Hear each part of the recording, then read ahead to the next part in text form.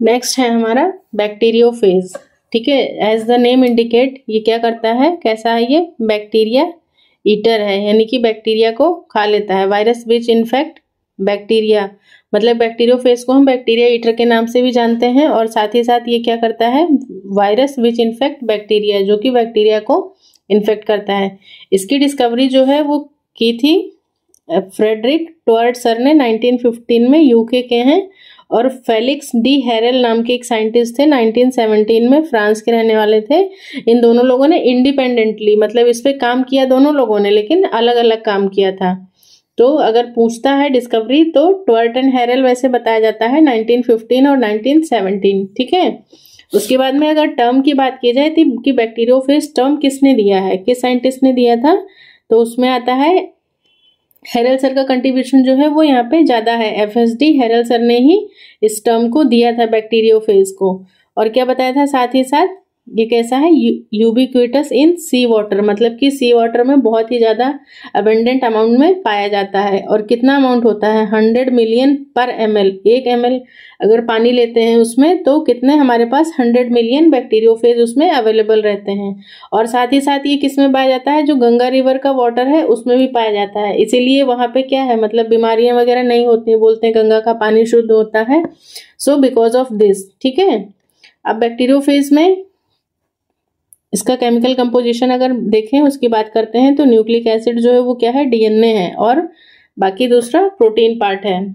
तो ये यही सारे यही चीज़ें हैं। ये यहाँ पे कहाँ पे डीएनए है, कहाँ पे आरएनए है, यही सब जो है ये इंपॉर्टेंट है पॉइंट, एग्जाम के पॉइंट ऑफ व्यू से, यही सब आप लोग याद रखिएगा थोड़ा सा। शेप की बात की जाए तो ये कैसा है, स्फेरिकल शेप है।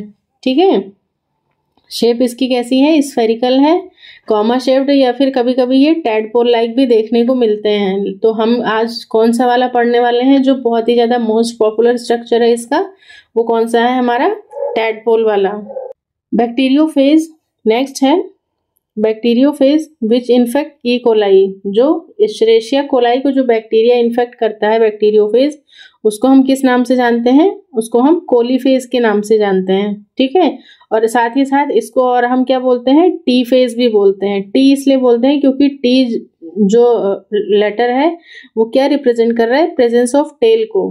ठीक है, इसीलिए बैक्टीरियोफेज क्या है, जो वो वायरस जो इश्चरेशिया कोलाई को इन्फेक्ट कर रहा है वो क्या कहला रहा है, कोलीफेज। अब टी फेज में भी देखो दो तरीके के होते हैं। यहाँ पे टी फेज जो है वो बेसिकली 2 टाइप्स में होते हैं। इसमें टी इवन फेज होता है और टी ऑड फेज होता है। As the name indicates, even means मतलब 2, 4, 6 इसके सीरीज में जो होंगे वो इवन फेज में आएंगे, और ऑड वाले में 1, 3, 5 ऐसे जो 2 से डिविजिबल नहीं है। तो टी इवन में बात की जाए तो T2, T4, T6 इस तरीके के आ जाते हैं, और टी ऑड की बात की जाए तो 1, 3, 5 मतलब T1, T3, T5, T7 ऐसे आते हैं। इसमें स्पेशल फीचर क्या देखने को मिलता है, टी इवन की अगर बात करते हैं तो इनकी जो टेल होती है वो कॉन्ट्रैक्टाइल होती है।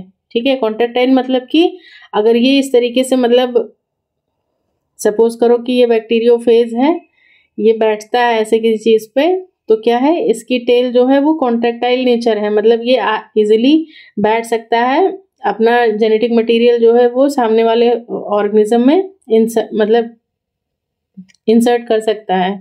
ठीक है, तो ये कॉन्ट्रैक्टाइल टेल प्रेजेंट होती है। और इसमें क्या होता है, साइटोसिन जो है, साइटोसिन की जगह पे क्या देखने को मिल रहा है, यहाँ पे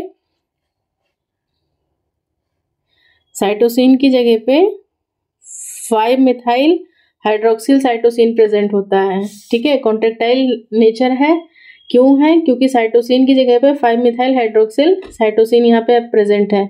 और जब इसकी बात करते हैं ऑड वाले में, तो यहाँ पे टेल ही है वो कैसी है, नॉन कॉन्ट्रैक्टाइल हो जाएगी। जब टेल नॉन कॉन्ट्रैक्टाइल है तो यहाँ पे नॉर्मल साइटोसिन, मतलब यहाँ पर नॉर्मल साइटोसिन ही प्रेजेंट है। और यहाँ पर भी 2 तरीके की टेल्स जो है वो देखने को मिलती हैं।